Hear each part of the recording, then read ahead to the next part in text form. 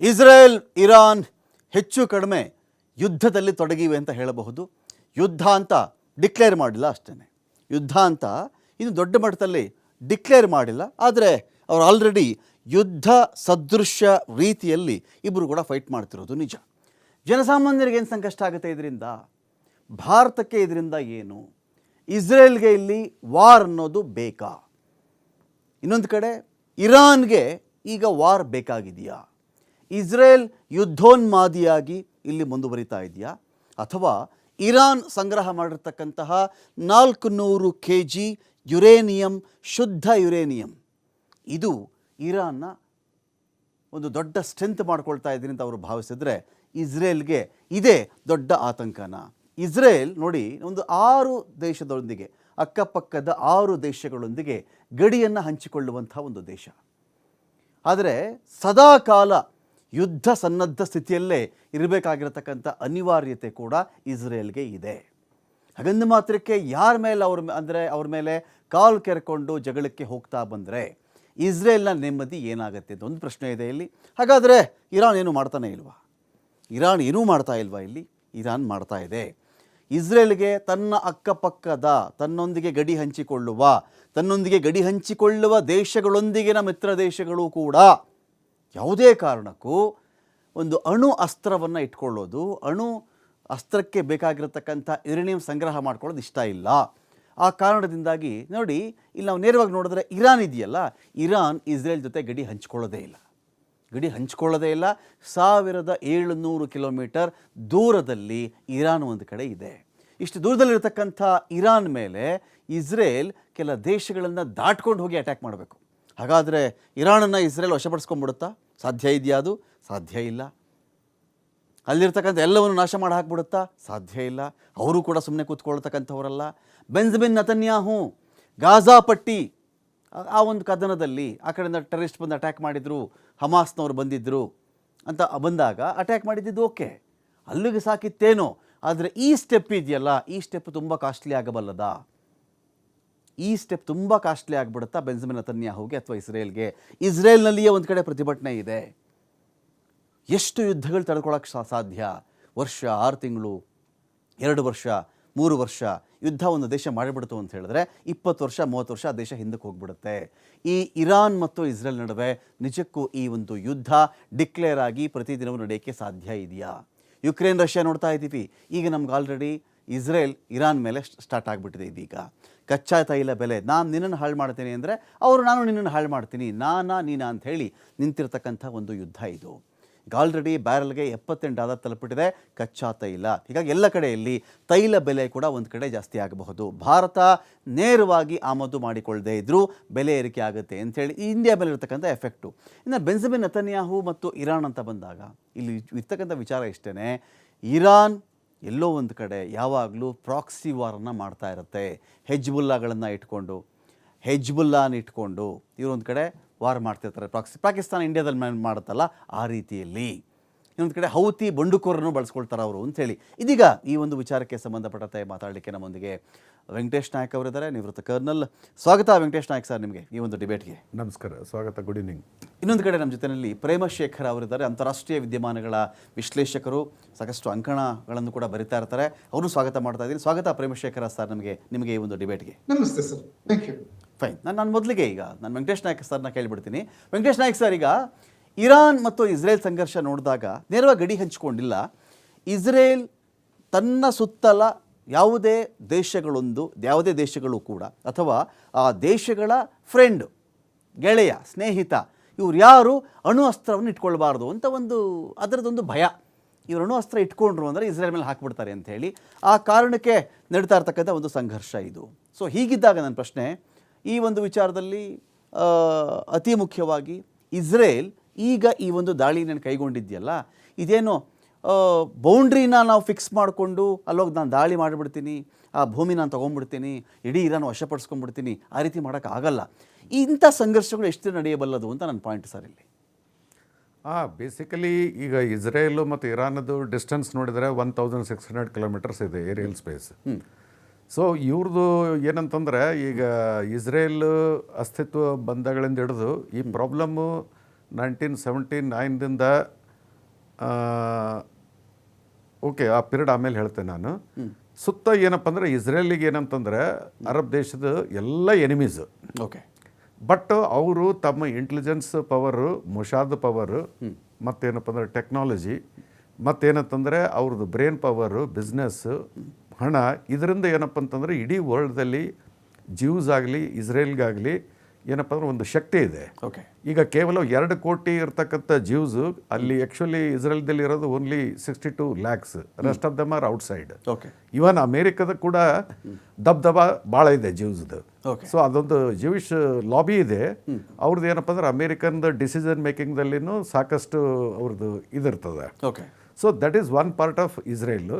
ಇದುವರೆಗೆ Israel face ಮಾಡಿದ್ದು Hamas, Palestine, Lebanon, Syria, ಇವೆಲ್ಲ ವೀಕ್ ಕಂಟ್ರೀಸ್ ಅಥವಾ ವೀಕ್ ಟೆಂಪ್ರರಿ ಏನಪ್ಪ ಅಂದ್ರೆ guerrilla warfare type. But for the first time ಬಿಸಿ ಮುಟ್ಟಿದ್ದೇನಪ್ಪ ಅಂತಂದ್ರೆ ಇರಾನ್ ಜೊತೆಗೆ ಅಟ್ಯಾಕ್ ಮಾಡಿದ ನಂತರ ಮುಟ್ಟಿದವರು. ಅವ್ರದ್ದು ಏನಂತಂದರೆ ಸಮ್ಹೌ ಅಂದರೆ 1979 ಇದರಿಂದ ಇರಾನ್ ಬೈ ಚಾನ್ಸ್ ಏನಾದರೂ ನ್ಯೂಕ್ಲಿಯರ್ ವೆಪನ್ ಅಕ್ವೈರ್ ಮಾಡಿತ್ತು, ಡೆವಲಪ್ ಮಾಡಿತ್ತು ಅಂತಂದರೆ ಅದು ಫಸ್ಟ್ ಯೂಸ್ ಮಾಡೋದು ನಮ್ಮ ಮೇಲೆ ಯೂಸ್ ಮಾಡ್ತಾರೆ ಅಂತಕೊಂಡು ಅವ್ರಿಗೊಂದು ಭಯ ಇದೆ. ಆದರೆ ಎಲ್ಲ ನ್ಯೂಕ್ಲಿಯರ್ ನೇಷನ್, ನನ್ನ ದೃಷ್ಟಿಯಲ್ಲಿ ಇರಾನ್ ಎಂದು ನ್ಯೂಕ್ಲಿಯರ್ ಸ್ಟೇಟ್ ಆಗ್ತದೆ ಅಥವಾ ನ್ಯೂಕ್ಲಿಯರ್ ವೆಪನ್ಸ್ ಒಂದು 15-20 ಆಗ್ತದಂದರೆ ಆ ಏರಿಯಾದಲ್ಲಿ ಪರ್ಮನೆಂಟ್ ಶಾಂತಿ ಇರ್ತದೆ. ಓಕೆ. ಈ ಇಸ್ರೇಲ್ ಅಂದಾಜೊಂದು ಏನಪ್ಪ ಅಂದ್ರೆ ಅಟ್ಯಾಕ್ ಮಾಡೋಕ್ಕೆ ಹೋಗೋದಿಲ್ಲ. ಯಾಕಂದರೆ ಒಂದು nuclear threat, nuclear is weapon not to be used, it is for deterrence. ಎಲ್ಲಿವರೆಗೆ ನಿಮ್ಮ ನ್ಯೂಕ್ಲಿಯರ್ ವೆಪನ್ಸ್ ಇರ್ತದೆ. ಈಗ ನಾರ್ತ್ ಕೊರಿಯಾದಲ್ಲಿದೆ, 4-5 ಜೇಬ್ನಲ್ಲಿ ಇಟ್ಕೊಂಡು ತಿರುಗಾಡ್ತಾನೆ, ಯಾರು ಮುಟ್ಟಕ್ಕೆ ಹೋಗೋದಿಲ್ಲ ಅವ್ರು. ಅದೇ ನ್ಯೂಕ್ಲಿಯರ್ ವೆಪನ್ ಇದ್ದಿದ್ದಲ್ಲಪ್ಪ ಅಂದ್ರೆ ಅಳ್ಳಾಡಿಸ್ಬಿಡ್ತದ್ರು. ಕರೆಕ್ಟ್. ಹಾಂ. So that is my take. Fine sir, fine. ನಾನು ಪ್ರೇಮಶೇಖರ ಸರ್, ಈಗ ಇಸ್ರೇಲ್ ಆಲ್ರೆಡಿ ಗಾಜಾದ ಮೇಲೆ, ಹೆಜ್ಬುಲ್ಲಾ ಹಮಾಸ್ನ ಮೇಲೆ ಒಂದು ವಾರ್ ಮಾಡ್ಕೊಂಡು ಕೂತಿದೆ ಸರ್. ಈ ವಾರೇ ಸಾಕಷ್ಟು ಪೆಟ್ಟನ್ನು ಕೊಟ್ಟಿರಬೇಕು. ಪೆಟ್ಟಂದರೆ ಇಸ್ರೇಲ್ನೇನೋ ಬಂದು ಹಮಾಸ್ ಅವರೇನೋ ಮಾಡಿಬಿಟ್ಟಿದ್ದಾರೆ ಅಂತಲ್ಲ, ಫಿನಾನ್ಷಿಯಲಿ ಅಂತ ಬಂದ ದೊಡ್ಡ ಒಂದು ಪೆಟ್ಟು. ಹಂಗೆ ಲೆಕ್ಕ ತೊಗೊಂಡು ಹೋದಾಗ ಅರಬ್ ದೇಶಗಳಾಗಲಿ ಅಥವಾ ಇರಾಕ್ ಆಗಲಿ, ಇರಾನ್ ಆಗಲಿ, ಈಜಿಪ್ಟ್ ಆಗಲಿ, ಸಿರಿಯಾ ಆಗಲಿ, ಇವರೆಲ್ಲರೂ ನನ್ನ ವಿರುದ್ಧ ಒಟ್ಟೊಟ್ಟಿಗೆ ಬಂದುಬಿಡ್ಬೋದೇನೋ ಅಂತ. ಒಟ್ಟಿಗೆ 3 ದೇಶಗಳು ಬಂದಿದ್ದಾಗಲೂ ಕೂಡ ಇಸ್ರೇಲ್ಗೆ ಎದ್ದಿರ್ತಕ್ಕಂಥ ಹಿಸ್ಟ್ರಿ ಇದೆ. ಈಗ ಇರಾನ್ ವಿಚಾರದಲ್ಲಿ ಅಕಸ್ಮಾತ್ ಇರಾನ್ ಜೊತೆಗೆ ರಷ್ಯಾನೋ ಈ ಕಡೆ ಚೈನಾನೋ ಸೇರಿಕೊಂಡ್ರೆ, ಅರಬ್ ದೇಶಗಳು ಸೇರಿಕೊಂಡ್ರೆ ಏನಾಗಬಹುದು ಈ ಪರಿಸ್ಥಿತಿ ಅಂತ? ಸದ್ಯದ ಸಿಚುವೇಶನ್ನಲ್ಲಿ ಇರಾನ್ ಜೊತೆ ನೇರವಾಗಿ ರಷ್ಯಾ ಅಥವಾ ಚೈನಾ ಸೇರೋ ಸಾಧ್ಯತೆನೇ ಇಲ್ಲ. ಪುತಿನ್ ಈಗಾಗಲೇ ಇರಾನಿಯನ್ ಅಡ್ಮಿನಿಸ್ಟ್ರೇಷನ್ಗೆ ಹೇಳಿದ್ದಾರೆ, ಸಮझौता ಮಾಡ್ಕೊಳ್ಳಿ, ಇದನ್ನ ನಿಲ್ಲಿಸಿ ಅಂತ. ಮತ್ತೆ ಪುತಿನ್ ಮತ್ತೆ ಡೊನಾಲ್ಡ್ ಟ್ರಂಪ್ ನಡುವೆ ಮಾತುಕತೆ ನಡೀತಾ ಇದೆ ಈ ವಿಷಯದ ಕುರಿತಾಗಿ. ಹೀಗಾಗಿ ರಷ್ಯಾ ತನ್ನ ಈ 2 ನಡೆಗಳಿಂದ, ಅಂದ್ರೆ ಅಮೆರಿಕನ್ ಪ್ರೆಸಿಡೆಂಟ್ ಜೊತೆ ಮಾತಾಡ್ತಾ ಇರೋದ್ರಿಂದ ಮತ್ತೆ ಖಮೇನಿ ಅವ್ರಿಗೂ ಸಹ ಸಲಹೆ ಕೊಡ್ತಾ ಇರೋದ್ರಿಂದ ರಷ್ಯಾದ ನಿಲುವು ಏನು ಅಂತ ನಮಗೆ ಸ್ಪಷ್ಟವಾಗಿ ಗೊತ್ತಾಗ್ತಾ ಇದೆ. ರಷ್ಯಾ ಇರಾನ್ ಪರವಾಗಿ ನಿಲ್ಲೋದಿಲ್ಲ. ಚೈನಾದೊಂಥರ ಡಾರ್ಕ್ ಹಾರ್ಸ್ ಇವಾಗ, ಅದನ್ನ ನಾವು ಏನು ಹೇಳೋದಕ್ಕಾಗೋದಿಲ್ಲ. ಆದ್ರೆ ಚೈನಾಗೆ ಸಹ ಈಗ ಅದರ ಒಂದು ಶಿ ಜಿನ್ಪಿಂಗ್ ತನ್ನ ಹೋಮ್ ಟರ್ಫ್ ಅಲ್ಲೇ ಆತ ಫೇಸ್ ಮಾಡ್ತಾ ಇರುವಂತ ಒಂದು ಅಪೋಸಿಷನ್ ಇಂದಾಗಿ ಮತ್ತೆ ಅದರ ಇಕಾನಮಿ ಅದು ಕೆಳಮಟ್ಟಕ್ಕೆ ಹೋಗ್ತಾ ಇರೋ ಸನ್ನಿವೇಶದಲ್ಲಿ ಈ ಇರಾನ್ ಜೊತೆ ಸೇರ್ಕೊಂಡು ಆಮೇಲೆ ಆಕ್ಚುಲಿ ಇಸ್ರೇಲ್ ವಿರುದ್ಧ ನಿಲ್ಲುವಂತ ಒಂದು ಸಾಧ್ಯತೆ ಕಡಿಮೆ. ಇನ್ಫ್ಯಾಕ್ಟ್ ನಾವ್ ಇದನ್ನ ನೋಡೋದಾದ್ರೆ ಇಡೀ ಕಳೆದ 20 ತಿಂಗಳುಗಳಿಂದ ಏನ್ ನಡೀತಾ ಇದೆಯೋ ವೆಸ್ಟ್ ಏಷ್ಯಾಕ್ಕೆ, ಅದರ ಮೂಲ ಇರೋದೇ ಚೈನಾದಲ್ಲಿ. ಇನ್ಫ್ಯಾಕ್ಟ್ ಐಮೆಕ್ ಅದನ್ನ ಅಪೋಸ್ ಮಾಡೋದಕ್ಕೆ, ಹಾಳುಗೆಡುವುದಕ್ಕೋಸ್ಕರ ಚೈನಾ ಇರಾನ್ ಅನ್ನ ಉತ್ತೇಜಿಸಿ ಇರಾನ್ ಇದನ್ನ ಹಮಾಸ್ಗೆ ಹೇಳಿ October 7, 2023 ಅಟ್ಯಾಕ್ಸ್ ಮಾಡಿದ್ದು. ಓಕೆ. ಆದ್ರೆ ಈಗ ಅದು ಎಲ್ಲರ ಕೈ ಮೀರಿ ಹೊರಟೋಗಿದೆ. ಇರಾನ್ ಕೈ ಮೀರಿ ಹೋಗಿದೆ, ಚೈನಾದ ಕೈ ಮೀರಿಯೂ ಸಹ ಹೊರಟೋಗಿದೆ. ಇಂಥ ಸಿಚುವೇಶನ್ ಅಲ್ಲಿ ಚೈನಾ ಈ ಒಂದು ಇನ್ನಷ್ಟು ಮುಂದಕ್ಕೆ ತಗೊಂಡೋಗಿ ತಾನೇ ಡೈರೆಕ್ಟ್ ಆಗಿ ಇನ್ವಾಲ್ವ್ ಆಗುವಂತ ಒಂದು ಸಿಚುವೇಶನ್ ಇಲ್ಲ. ಆದ್ರೆ ಅವ್ರು ಸಪ್ಲೈ ಮಾಡ್ತಾ ಇದ್ದಾರೆ ಆನ್ಸರ್ ಮ್ಯುನಿಷನ್ಸ್, ಅದನ್ನ ನಾವು ನೋಡ್ತಾ ಇದ್ದೀವಿ. ಆದ್ರೆ ಎಷ್ಟರ ಮಟ್ಟಿಗೆ ಅದು ಡೈರೆಕ್ಟ್ ಇನ್ವಾಲ್ವ್ಮೆಂಟ್ ಆಗುತ್ತೆ, no I doubt that. Okay. ಅಖಾಡ ಬಿಗ್ ಫೈಟ್ ವಿಶೇಷ ನಾನು ಮತ್ತೆ ಮುಂದುವರಿಸ್ತಾ ಇದ್ದೀನಿ. ನಾನು ವೆಂಕಟೇಶ್ ನಾಯಕ್ ಸರ್ ಕೇಳಬೇಕು. ವೆಂಕಟೇಶ್ ನಾಯಕ್ ಸರ್, ಈಗ ಇಸ್ರೇಲ್ಗೆ ಈ ಒಂದು ಇರಾನ್ ಮೇಲಿನ ಈ ಸಂಘರ್ಷ ಇದೆಯಲ್ಲ, ಅದು ತಾನು ಹೇಳ್ಕೊಳ್ಳುತ್ತದು ಇನ್ನೊಂದು ಥರ ಸ್ವಾತಂತ್ರ್ಯ ಯುದ್ಧ ಅಂತ ಒಂದು ಕಡೆ ಹೇಳ್ಕೊಳ್ಳುತ್ತೆ, ಇನ್ನೊಂದು ಕಡೆ ಅಸ್ತಿತ್ವಕ್ಕಾಗಿನ ಯುದ್ಧ ಅಂತ ಹೇಳ್ಕೊಳ್ಳುತ್ತೆ. ಅಟ್ ದ ಸೇಮ್ ಟೈಮ್ ನಿಮಗೆ ಜನಬೆಂಬಲ ಕೂಡ ಅದೇ ಮಟ್ಟದಲ್ಲಿ ಇರಬೇಕಾಗುತ್ತೆ ಸರ್. ಆ ದೇಶದಲ್ಲಿ ನನ್ನ ಹತ್ರ ಐರನ್ ಡೋಮ್ ಇದೆ, ನಾನು ಅಭೇದ್ಯ, ಇಸ್ರೇಲ್ ಅಂದರೆ ಅಭೇದ್ಯ, ನನ್ಯಾರು ಭೇದಿಸೋಕ್ಕಾಗಲ್ಲ ಅಂತ ಹೇಳಿಕೊಳ್ಳುವುದರ ನಡುವೆ 370 ಕ್ಷಿಪಣಿಗಳನ್ನು ಇರಾನ್ ಹಾರಿಸ್ಬಿಡುತ್ತೆ ಸರ್. ಆ ದೇಶದಲ್ಲಿ ಯಾವಾಗ ಸಾವು ನೋವುಗಳು ಶುರುವಾಯಿತೋ ಆ ದೇಶದಲ್ಲಿ ಇದೇ ಇಸ್ರೇಲ್ನ ಜನ ಪ್ರತಿಭಟನೆ ಅಸ್ತ್ರ ಹಿಡ್ಕೊಂಡಿದ್ದಾರೆ ಸರ್. ಅಲ್ಲಿ ಪ್ರತಿಭಟನೆ ಅಸ್ತ್ರ ಇಟ್ಕೊಂಡಿದ್ದಾರೆ. ಇದು ಯಾಕೆ ಬೇಕಾಗಿತ್ತು ಅಂಥೇಳಿ. ಅಂದರೆ ಅವರು ಕೂಡ ಈ ಬ್ಯಾಕ್ ಟು ಬ್ಯಾಕ್ ವಾರ್ನ ಕಾರಣದಿಂದಾಗಿ ಒಂದು ಕಡೆ ಅಲ್ಲಿಯೂ ಕೂಡ ಜನ ಒಂಥರ ಸುಸ್ತಾಗ್ಬಿಡ್ತಿದ್ದಾರಾ, ಇದು ಬೇಡ ಅಂತ ಅನಿಸ್ತಾ ಇದೆಯಾ ಅವ್ರಿಗೆ ಅಂತ? ಡೆಫಿನೆಟ್ಲಿ ಸ್ಟಾರ್ಟಿಂಗ್ ಇದು ಹಮಾಸ್ ಅಟ್ಯಾಕ್ ಏನಾಯ್ತಲ್ಲ ಅವಾಗೂ ನೆತನ್ಯಾಹುದು ಪೊಸಿಷನ್ ಏನಪ್ಪ ಅಂದ್ರೆ ಕ್ರಿಟಿಕಲ್ ಇತ್ತು ಗೌರ್ಮೆಂಟ್ದಲ್ಲಿ ಸರ್ವೈವ್ ಆಗಲಿಕ್ಕೆ. ಸೊ ಈಗನೂ ನೋ ಕಾನ್ಫಿಡೆನ್ಸ್ ಆನ್ ಮೋಷನ್ ತರಬೇಕಂತ ಯಾವಾಗ ಯೋಚನೆ ಮಾಡಿದ್ರು ಅದಕ್ಕಿಂತ 2 ದಿವಸ ಮುಂಚಿತನೇ ಏನಂತಂದ್ರೆ ಇದು ಇರಾನ್ ಮೇಲೆ ಅಟ್ಯಾಕ್ ಮಾಡಿದ್ರು. ಪಿನ್ ಪಾಯಿಂಟೆಡ್ ಅವ್ರದ್ದು ಏನು ಹೇಳಪ್ಪ ಅಂದ್ರೆ ಎಲ್ಲ ನ್ಯೂಕ್ಲಿಯರ್ ಸೈಂಟಿಸ್ಟು ಟಾಪ್ ಮಿಲಿಟರಿ ಕಮಾಂಡರ್ಸ್ನ ಏನೋ ಕೊಂದು ಹಾಕಿದ್ರು. ಅದರಲ್ಲಿ ಇಸ್ರೇಲು ಮತ್ತು ಮೊಸಾದು ಭಾಳ ಎಕ್ಸ್ಪರ್ಟ್ ಇದೆ. Right from so many years ಏನಪ್ಪ ಅಂದ್ರೆ ಒಬ್ಬ ನ್ಯೂಕ್ಲಿಯರ್ ಸೈಂಟಿಸ್ಟು ಸರ್ವೈವ್ ಆಗಿಲ್ಲ. ಹೌ ದೇ ಡೂ ಇಟ್ ಏನಪ್ಪ ಅಂದ್ರೆ ಇಸ್ ಕಮೆಂಡಬಲ್, ಯಾಕಂದ್ರೆ ಅವ್ರ ಇಂಟೆಲಿಜೆನ್ಸ್ ಇಡೀ ವರ್ಲ್ಡ್ ಫೇಮಸ್ ಇದೆ.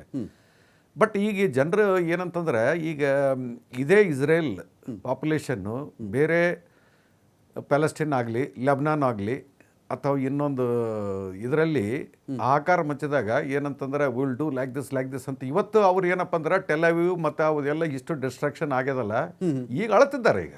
ಓಕೆ. ಸೊ ಏನು everything is fair in love and war. ಏನಂತಂದ್ರೆ ಅಪ್ಪರ್ ಹ್ಯಾಂಡ್ ನನಗೆ ಪರ್ಮನೆಂಟ್ಲಿ ಏನಂತಂದ್ರೆ ಸಿಗೋದಿಲ್ಲ. ಟೆಕ್ನಾಲಜಿ ಇರ್ಬೋದು ಇದಿರ್ಬೋದು. ಮುಂದೆ ಇದು ಏನು Iran is not a small country. Iran has got a very good civilisation. It has come from very good civilisation. ಅದು ಏನಪ್ಪ ಅಂದ್ರೆ ಯಾವ ದೇಶದ ಜೊತೆಗೆ ಜಾಸ್ತಿ ಇಂಟರ್ಫರೆನ್ಸ್ ಅದು ಮಾಡಕ್ಕೆ ಹೋಗ್ತಿದ್ದಿಲ್ಲ. ಇವ್ರಿಗೆ ಏನಪ್ಪ ಅಂದ್ರೆ ಒಂದು ಈಗ ಇರಾಕನ್ನು ಡಿಸ್ಟ್ರಾಯ್ ಮಾಡಿದ್ರು, ಯಾಕಂದ್ರೆ ಅವ್ರ ಹತ್ರ ಕೆಮಿಕಲ್ ವೆಪನ್ಸ್ ಇದೆ, ಮಾಸ್ ಡಿಸ್ಟ್ರಕ್ಷನ್ ವೆಪನ್ಸ್ ಇದೆ ಅಂತ. ಕೊನೆಗೆ ಯುದ್ಧ ಮಾಡಿದ ನಂತರ ಏನು ಪ್ರೂವ್ ಆಯಿತು? ಮಾಸ್ ಡಿಸ್ಟ್ರಕ್ಷನ್ ವೆಪನ್ಸ್ ಸಿಗಲೇ ಅಲ್ಲ. ಸೊ ಇವ್ರಿಗೆ ಏನಂತಂದ್ರೆ ಈಗ ಮಿಡ್ಲ್ ಈಸ್ಟ್ದಲ್ಲಿ ಅಲ್ಲಿ ಇಲ್ಲಿ ಗಲಭೆ ಪರ್ಮನೆಂಟ್ಲಿ ಇಡಬೇಕು. ಸೊ ದಟ್ ಅಮೆರಿಕದ ಏನಪ್ಪ ಅಂದ್ರೆ ಆರ್ಮ್ಸ್ ಬಿಸ್ನೆಸ್ ಚೆನ್ನಾಗಿ ನಡೀತಿರ್ಬೇಕು. ಮತ್ತೇನಪ್ಪ ಜಿಯೋ ಪೊಲಿಟಿಕಲ್ ಈಕ್ವೇಷನ್ ಯಾವ ಥರ ಮೇಂಟೈನ್ ಮಾಡಬೇಕು ಅದನ್ನು ಏನಂತಂದ್ರೆ ಇದೆಲ್ಲ ಇಟ್ ಈಸ್ ಇದು ಏನಪ್ಪ ಅಂದ್ರೆ actually Israel is fighting A proxy war for America. ನಾನು ಸ್ಟ್ರೇಟ್ ಹೇಳ್ಬೇಕಂದ್ರೆ ಫೈನ್. ಈಗ ಪ್ರೇಮಶೇಖರ ಸರ್, ಇಸ್ರೇಲು ಅಮೆರಿಕಾಗಾಗಿ ಪ್ರಾಕ್ಸಿ ವಾರ್ ಮಾಡ್ತಾ ಇದೆ ಅಂತೇಳಿ ವೆಂಕಟೇಶ್ ನಾಯಕ್ ಸರ್ ಒಂದು ಕಡೆ ಹೇಳ್ತಾರೆ. ಅದೇ ಇಸ್ರೇಲ್ ಹೇಳುತ್ತೆ ಈ ಪ್ಯಾಲೆಸ್ತೀನ್ ಆಗಲಿ ಇರಾನ್ ಆಗಲಿ ಹೆಜ್ಬುಲಾಗಳನ್ನು ಬಳಸ್ಕೊಂಡು, ಗಾಜಾ ಪಟ್ಟಿಯನ್ನು ಬಳಸ್ಕೊಂಡು, ಹಮಾಸ್ ಉಗ್ರರನ್ನ ಬಳಸ್ಕೊಂಡು, ಹೌತಿಗಳನ್ನು ಬಳಸ್ಕೊಂಡು ಇಸ್ರೇಲ್ನ ಮೇಲೆ ಇವರು ಪ್ರಾಕ್ಸಿ ವಾರ್ ಮಾಡ್ತಾ ಇದ್ದಾರೆ ಅಂತ ಹೇಳಿ ಇರಲಿ, ಒಂದು ಕಡೆ ವಿಚಾರ ಇರಲಿ. ಹೌ ಲಾಂಗ್ ಇಸ್ರೇಲ್ ಎಲ್ಲಿವರೆಗೆ ಹೋಗಲಿಕ್ಕೆ ಸಾಧ್ಯ?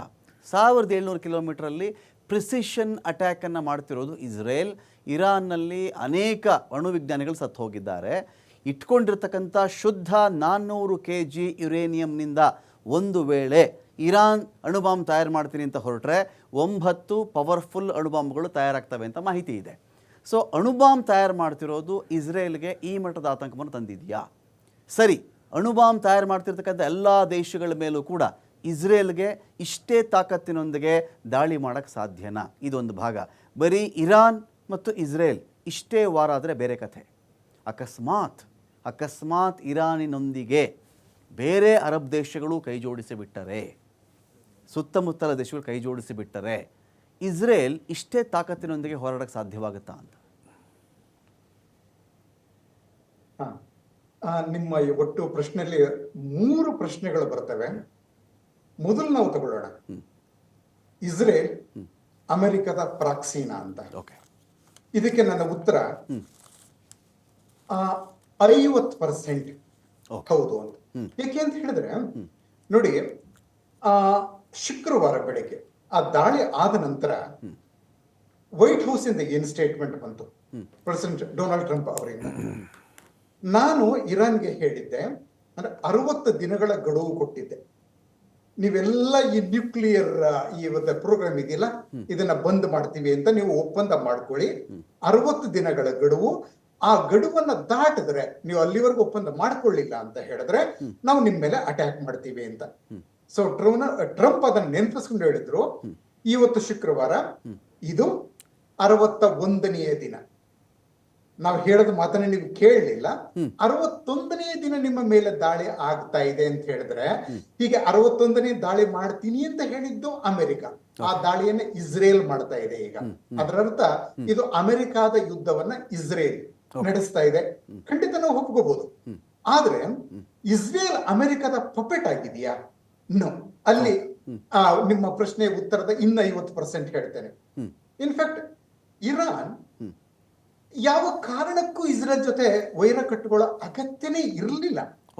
ಶಾ ಕಾಲದಲ್ಲಿ ಅಂದ್ರೆ ಫೆಬ್ರವರಿ 1979 ನಲ್ಲಿ ಅಲ್ಲಿ ಇಸ್ಲಾಮಿಕ್ ರೆವಲ್ಯೂಷನ್ ಆಯ್ತಲ್ಲ, ಅದಕ್ಕೆ ಬದ್ದಿಂದ ರೆಜಾ ಶಾ ಪಹಲೇವಿ ಅವರು ಇಸ್ರೇಲ್ ಜೊತೆ ಒಳ್ಳೆ ಸಂಬಂಧ ಇಟ್ಕೊಂಡಿದ್ರು. ಇನ್ಫ್ಯಾಕ್ಟ್ ಅವ್ರು ಹೇಳ್ತಾ ಇದ್ರು ಸೀಕ್ರೆಟ್ ಲವ್ ಅಫೇರ್. ಇಸ್ರೇಲ್ ಮತ್ತೆ ಇರಾನ್ ಮಧ್ಯೆ ಇರೋದು ಸೀಕ್ರೆಟ್ ಲವ್ ಅಫೇರ್ ಅಂತ. ಯಾವ ಕಾರಣಕ್ಕೂ ಇಸ್ರೇಲ್ ವಿರುದ್ಧವಾದ ಏನನ್ನು ಅವ್ರು ಮಾಡ್ಲಿಲ್ಲ.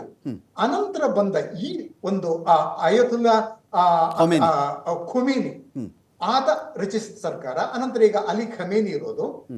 ಇನ್ಫ್ಯಾಕ್ಟ್ ಅದು ಅರಬ್ ಪ್ರಪಂಚ ಅಂದ್ರೆ ಮುಸ್ಲಿಂ ಜಗತ್ತಿನ ನಾಯಕತ್ವವನ್ನು ತಾನು ಪಡ್ಕೋಬೇಕು ಅಂತ, ಅದಕ್ಕೆ ಪಡ್ಕೊಳ್ಳೋದಕ್ಕೆ ಒಂದು ದಾರಿ ಅಂತ ಹೇಳಿದ್ರೆ ನಾವು ಪ್ಯಾಲೆಸ್ತೀನಿಯನ್ ಪರವಾಗಿ ಹೋರಾಡಬೇಕು ನಾವು.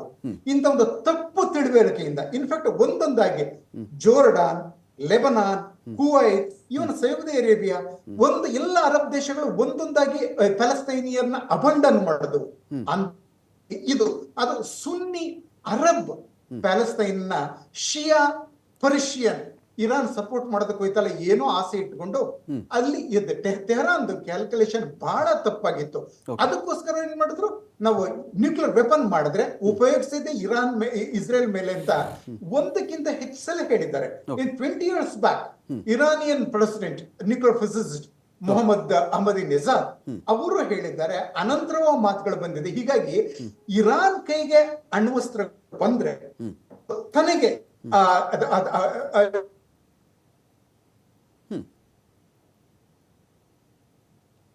ಸಂಪರ್ಕ ಸ್ಪಷ್ಟವಾಗಿ ಸಾಧ್ಯವಾಗ್ತಿಲ್ಲ ಪ್ರೇಮಶೇಖರ ಸರ್ದು. ನಾನು ಮತ್ತೆ ಇದೀಗ ವೆಂಕಟೇಶ್ ನಾಯಕ್ ಅವ್ರ ಬಳಿ ಹೋಗ್ತೀನಿ. ವೆಂಕಟೇಶ್ ನಾಯಕ್ ಅವರೇ, ಈಗ ವೆಪನ್ ವಿಚಾರಗಳಿಗೆ ಬಂದರೆ ಇಸ್ರೇಲ್ ವರ್ಸಸ್ ಇರಾನ್ ಈಗೇನಾಗಿದೆ, ನಾನು ಇನ್ನೊಂದು ಆ್ಯಂಗಲಲ್ಲಿ ಕೇಳ್ತೀನಿ. ಅದೊಂದು ಕ್ವಶನ್ ಕೇಳಿದ್ದೀನಿ. ಇನ್ನೊಂದು ಆ್ಯಂಗಲ್ ಏನು ಅಂತ ಹೇಳಿದ್ರೆ, ಈಗ ಭಾರತದಲ್ಲಿ ಪಾಕಿಸ್ತಾನದ ಮೇಲಿನ ದ್ವೇಷ, ಪಾಕಿಸ್ತಾನದ ಮೇಲಿನ ವೈರತ್ವ ಇದು ತಲತಲಾಂತರಗಳಿಂದನೂ ಇದೆ, ಮುಂದಕ್ಕೂ ಇರುತ್ತೆ ಇದು. ಸೊ ಹಾಗಾಗಿ ಇಸ್ರೇಲ್ ಇರಾನ್ ಮೇಲೆ ದಾಳಿ ಮಾಡಿದಾಗ ಸಹಜವಾಗಿಯೇ ಭಾರತ ಅದರ ರಾಜಕಾರಣ ಹೇಳಬಹುದು, ಯುದ್ಧ ನಿಲ್ಲಿಸಿ ಮಾತುಕತೆಗೆ ಬನ್ನಿ ಅಂತ ಹೇಳಿ.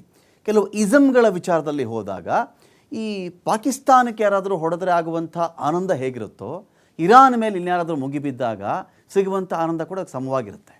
ಸೊ ಹಾಗಾಗಿ ಇದೇ ಇರಾನ್ನೊಂದಿಗೆ ಭಾರತ ತೈಲ ಒಪ್ಪಂದ ಒಂದು ಕಡೆ ಇದೆ, ಅರಬ್ ದೇಶಗಳೊಂದಿಗೂ ಅತಿ ಹೆಚ್ಚಿನ ಒಪ್ಪಂದಗಳು ಭಾರತಕ್ಕಿದೆ. ಆದರೆ ಮುಸ್ಲಿಂ ಕಂಟ್ರಿ ಅದಕ್ಕೆ ಪೆಟ್ಟು ಬೀಳಲಿ ಅನ್ನೋ ವಿಚಾರ ಇದೆಯಲ್ಲ, ಇದು ಇನ್ನೊಂದೇ ಆಗಿರತಕ್ಕಂಥ ಆಯಾಮ ಪಡ್ಕೊಳ್ಳುತ್ತೆ. ಇದು ಹೇಗೆ ಅಂತ? ಕರೆಕ್ಟ್. ಈಗ ಇಸ್ರೇಲ್ ಜೊತೆಗೆ ಕ್ಲೋಸ್ ಆಗದದ್ದು India for last 10 to 11 years, ಈ ಮೋದಿ ಪೀರಿಯಡ್ದಲ್ಲಂತ ಸ್ಪೆಸಿಫಿಕ್ ಆಗಿ ಹೇಳೋಣ. ಹೇಳಿದರೆ ಅದು ಏನಂತಂದ್ರೆ Israel is were fighting the Muslims. Okay. ಇವ್ರದ್ದು ಏನಂತಂದರೆ Muslims they are also fighting Muslims ಅಂತ ತಿಳ್ಕೊ. Hatred towards Pakistan what ever it is. ಇವೆರಡು ಐಡಿಯಾ ಏನಪ್ಪ ಅಂದ್ರೆ ಮಿಲನ್ ಆಗ್ತದೆ. That is one of the reason why they went close to Israel. And Israel ಕೂಡ ಹೆಲ್ಪ್ ಮಾಡಿದೆ ನಮಗೆ ಟ್ರೇಡ್ದಲ್ಲಾಗಲಿ, ಮಿಲಿಟರಿಯಲ್ಲಿ ಆಗಲಿ, ಎಕ್ವಿಪ್ಮೆಂಟ್ದಲ್ಲಾಗಲಿ. ಸೊ ಫಾರಿನ್ ರಿಲೇಷನ್ಸ್ ಏನಿರ್ತದಲ್ಲ, ಟೈಮ್ ಟು ಟೈಮು ಚೇಂಜ್ ಆಗ್ತಾ ಹೋಗ್ತದೆ. Nothing is permanent in this for ಏನಪ್ಪ ಅಂದರೆ ಎಕ್ಸ್ಟರ್ನಲ್ ರಿಲೇಷನ್ಸ್. ಬಟ್ ಈಗ ಕಮಿಂಗ್ ಟು ಇಸ್ರೇಲ್ ಏನಂತಂದ್ರೆ, ಈಗ Iran is not A small country. ಅವರು ಒಳಗಿಂದೊಳಗೇನೆ ತಯಾರಿ ನಡೆಸ್ಯಾರ. ಈ ಬೇರೆ ಮುಸ್ಲಿಂ ರಾಷ್ಟ್ರಗಳು ಬಂದು ಅವ್ರಿಗೆ ಸಪೋರ್ಟ್ ಬರ್ತಾರೋ ಇಲ್ಲೋ, that is a different issue. Is not banking upon anybody. Okay. Is banking upon himself. Correct. ಈಗ ಅವ್ರು ಏನಪ್ಪ ಅಂದ್ರೆ ಪವರ್ ರೆಜಿಮ್ ಕಾಮೇನಿನೇ ಚೇಂಜ್ ಮಾಡ್ಬೇಕಂತಕೊಂಡು ಅಮೆರಿಕದ್ದು ಒಂದು ಪ್ಲಾನ್ ಇದೆ. ಓಕೆ. ಸೊ ಇದಕ್ಕೇನಂತಂದ್ರೆ ಅಗದಿ ಸರೆಂಡರ್ ಆಗಿ ಚೇಂಜ್ ಮಾಡೋದ ಬದಲು ಹೋರಾಟ ಮಾಡಿ ಚೇಂಜ್ ಆಗೋಲ್ದಕ್ಕೆ. And ultimately that is going to be the end point. ಆಮೇಲೆ ಈ 3 ಮುಸ್ಲಿಂ ರಾಷ್ಟ್ರಗಳು ಏನಾವಲ್ಲ, Turkey, Qatar and Saudi Arabia, ಸ್ವಲ್ಪ ನೀಡಿದರೆ ಸಾಫ್ಟ್ನಿಂಗ್ ಟುವರ್ಡ್ಸ್ ಇರಾನ್ ಇದೆ. They may not get directly involved, but ಸ್ವಲ್ಪ ಸಾಫ್ಟ್ನಿಂಗ್ ಅಪ್ ಇದೆ. ಚೈನಾ ಮೋಸ್ಟ್ ಪ್ರಾಬಬ್ಲಿ ಇನ್ವಾಲ್ವ್ ಆಗೋದಿಲ್ಲ. ಬಟ್ ಏನಂತಂದ್ರೆ ಅವ್ರಿಗೆ ಸ್ಪೇಸ್ದು ಅದು ಇದು ಇಂಟೆಲಿಜೆನ್ಸ್ ಇವು ಆ ಟೈಪ್ ಹೆಲ್ಪ್ ಮಾಡ್ಬೋದು.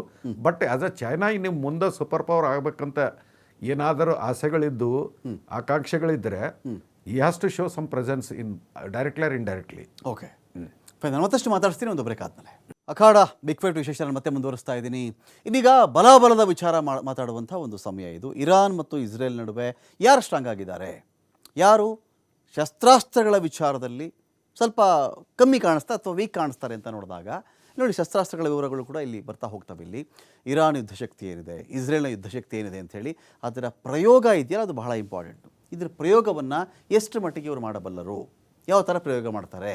ಈಗ ಯಾರೋ ಹೋಗಿ F-16 ಭಾರತದ ವರ್ತಮಾನ ಹೊಡೆದು ಹಾಕ್ಬಿಡ್ತಾರೆ, F-16 ನಮ್ಮ ಮಿಗ್ ಯುದ್ಧ ವಿಮಾನ ಇಟ್ಕೊಂಡು ಹೊಡೆದು ಹಾಕ್ಬಿಡ್ತಾರೆ. ಹಾಗಾದರೆ ಇಲ್ಲಿರ್ತಕ್ಕಂಥ ಶಸ್ತ್ರಾಸ್ತ್ರಗಳ ಮುಖ್ಯನ ಅದರ ಬಳಸುವಿಕೆಯ ಬುದ್ಧಿವಂತಿಕೆಯಲ್ಲಿ ಬರೋ ಒಂದು ವಿಷಯ ಅಡಗಿದೆಯಾ ಅನ್ನೋದು ಕೂಡ ಬಹಳ ಬಹಳ ಇಂಪಾರ್ಟೆಂಟ್ ಆಗುತ್ತೆ. ನೋಡಿ, ನಮಗೆ ಇರಾನ್ ಯುದ್ಧಶಕ್ತಿ ಅಂತ ಬಂದಾಗ 11,80,000 ಸೈನಿಕರು ಇರಾನ್ ಪರವಾಗಿ ನಿಂತ್ಕೊಳ್ತಾರೆ ಗನ್ ಹಿಡ್ಕೊಂಡು. ಇದು ಇರಾನ್ನ ಯುದ್ಧಶಕ್ತಿ ಅವರದ್ದು. ಇರಾನ್ ಇಷ್ಟು ಜನ ನನ್ನ ಬಳಿ ಇದ್ದಾರೆ ಅಂತೇಳಿ. ಇಸ್ರೇಲ್ 6.70 ಲಕ್ಷ ಸೈನಿಕರು ನನ್ನೊಟ್ಟಿಗಿದ್ದಾರೆ ಅಂತೇಳಿ ಇಸ್ರೇಲ್ ನಿಂತ್ಕೊಳ್ಳುತ್ತೆ. ಬಟ್ ಇರಾನ್ ಕಂಪೇರ್ ಮಾಡಿಕೊಂಡು ಇಲ್ಲ ಇರಾನ್ನ ಅರ್ಧದಷ್ಟು ಸೈನಿಕರು ಕೂಡ ಇಸ್ರೇಲ್ ಜೊತೆಲಿ ಇಲ್ಲ, ಇವರೆಲ್ಲ ವೀಕ್ ಅಂದ್ಕೊಂಡ್ರೆ ಅದು ತಪ್ಪು. ಇಸ್ರೇಲ್ಗೆ ಇದನ್ನು ಮೀರಿದಂಥ ಶಕ್ತಿ ಕೂಡ ಇದೆ. ಹಾಗಿಲ್ಲದೇ ಇದ್ದರೆ 6-7 ಶತ್ರು ರಾಷ್ಟ್ರಗಳನ್ನು, ಗಡಿಯೊಂದಿಗೆ ಇರ್ತಕ್ಕಂಥ ದೇಶಗಳನ್ನು ಎದುರು ಹಾಕ್ಕೊಂಡು ಇಸ್ರೇಲ್ ಇಲ್ಲಿವರೆಗೂ ಇರೋಕ್ಕಾಗ್ತಾನೇ ಇರಲಿಲ್ಲ. ಇರಾನ್ ಯುದ್ಧಶಕ್ತಿ 1996 ಯುದ್ಧ ಟ್ಯಾಂಕರ್ಗಳು ಇರಾನ್ ಬಳಿಯಲ್ಲಿ ಇವೆ. ಇಸ್ರೇಲ್ ಅಂತ ಬಂದಾಗ ಇಸ್ರೇಲ್ಗೆ ಏನಿದೆಯಪ್ಪ ನೋಡಿ, ಇಸ್ರೇಲ್ಗೆ 1370 ಯುದ್ಧ ಟ್ಯಾಂಕರ್ಗಳು ಇಸ್ರೇಲ್ ಬಳಿಯಲ್ಲಿ ಇದೆ. ಮಿಲಿಟರಿ ವಾಹನ ಅಂತ ಬಂದಾಗ 65,765 ಮಿಲಿಟರಿ ವಾಹನ ಇರಾನ್ಗೆ ಇದ್ದರೆ 65,765. ಇನ್ನು 43,407 ಇಷ್ಟು ಇಸ್ರೇಲ್ಗೆ ಇರತಕ್ಕಂಥ ಮಿಲಿಟರಿ ವಾಹನ. ಯುದ್ಧ ಪಿರಂಗಿ 580 ಯುದ್ಧ ಪಿರಂಗಿ ಇರಾನ್ ಬಳಿಯಲ್ಲಿ ಇದ್ದರೆ 650 ಯುದ್ಧ ಪಿರಂಗಿಗಳು ಇಸ್ರೇಲ್ ಬಳಿ ಇವೆ. ಯುದ್ಧ ಪಿರಂಗಿ ನೀವು ಅಲ್ಲಿಂದ ಇಟ್ಕೊಂಡು ನೆಲಮಾರ್ಗದಲ್ಲೇ ಬಂದು ಹೊಡಿತೀವಿ ಅಂದರೆ ಬೇರೆ. ನಿಮಗೆ ಇದೆಲ್ಲವೂ ಕೂಡ ನಿಮಗೆ ಇರಾನ್ ಇಸ್ರೇಲ್ ಅಂತ ಬಂದಾಗ ವಾಯು ಮಾರ್ಗದಲ್ಲಿ ಆಗಬೇಕಾಗಿರ್ತಕ್ಕಂಥ ದಾಳಿಗಳೇ ನಿರ್ಣಾಯಕ. ಇಲ್ಲಿ ಗಡಿ ಹಂಚ್ಕೊಂಡಿಲ್ಲ, 2-3 ದೇಶ 4-5 ದೇಶ ದಾಟ್ಕೊಂಡು ಹೋಗಿ ಇರಾನ್ ಮೇಲೆ ಅಟ್ಯಾಕ್ ಮಾಡ್ತಾರೆ ಅನ್ನೋದು ಅದು ಸುಳ್ಳು, ಸದ್ಯಕ್ಕೆ ಸುಳ್ಳದು. ಹೀಗಾಗಿ ಯುದ್ಧ ಪಿರಂಗಿ ಎಷ್ಟು ಮಟ್ಟಿಗೆ ಕೆಲಸಕ್ಕೆ ಬರುತ್ತೆ ಗೊತ್ತಿಲ್ಲ. ರಾಕೆಟ್ ಲಾಂಚರ್ ಅಂತ ಬಂದಾಗ 775 ರಾಕೆಟ್ ಲಾಂಚರ್ ಇರಾನ್ ಬಳಿ ಇದೆ. ಇನ್ನೊಂದು ಕಡೆ ಚೆಕ್ ಮಾಡಿದ್ರೆ 150 ರಾಕೆಟ್ ಲಾಂಚರ್ಗಳು ಇಸ್ರೇಲ್ ಬಳಿ ಇದೆ. ಯುದ್ಧ ವಿಮಾನ 551 ಇರಾನ್ ಬಳಿ ಇದ್ದರೆ 612 ಯುದ್ಧ ವಿಮಾನ ಇಸ್ರೇಲ್ ಬಳಿ ಇವೆ. ಇದು ಇಲ್ಲಿ ಮ್ಯಾಟ್ರ್ ಆಗುತ್ತೆ.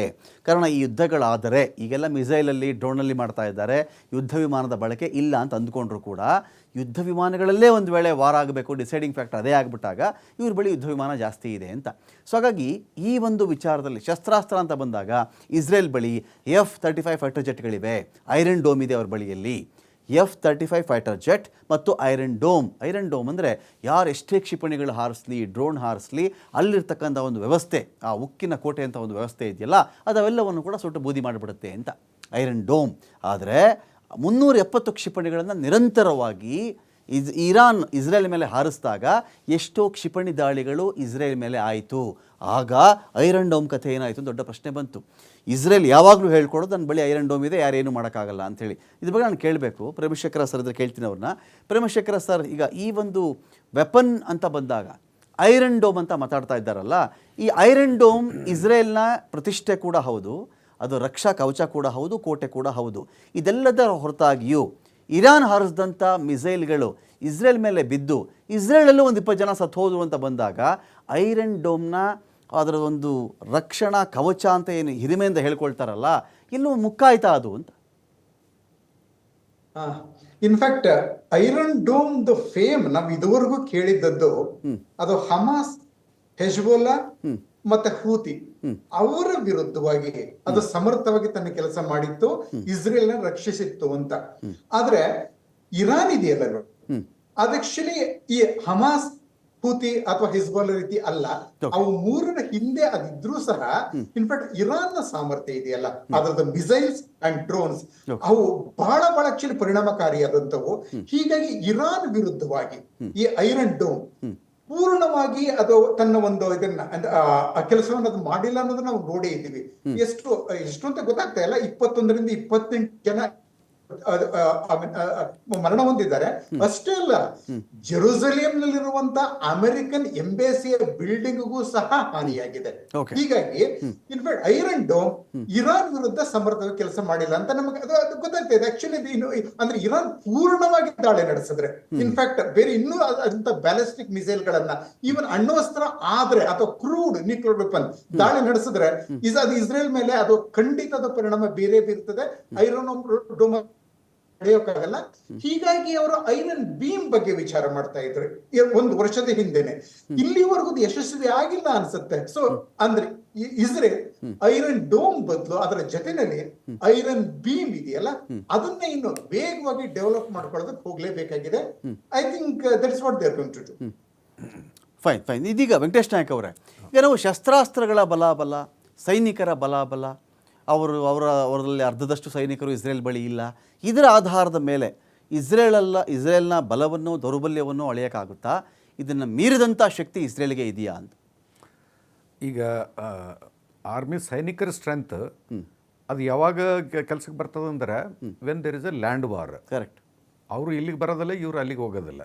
ಸೊ ದ ಸೈನಿಕರ ಸ್ಟ್ರೆಂತು, ಟ್ಯಾಂಕ್ಸ್, ಆರ್ಟಿಲರಿ, ಈ ಶಾರ್ಟ್ ರೇಂಜ್ ಆರ್ಟಿಲರಿ ಇವನು ಬಿಟ್ಬಿಡ್ರಿ.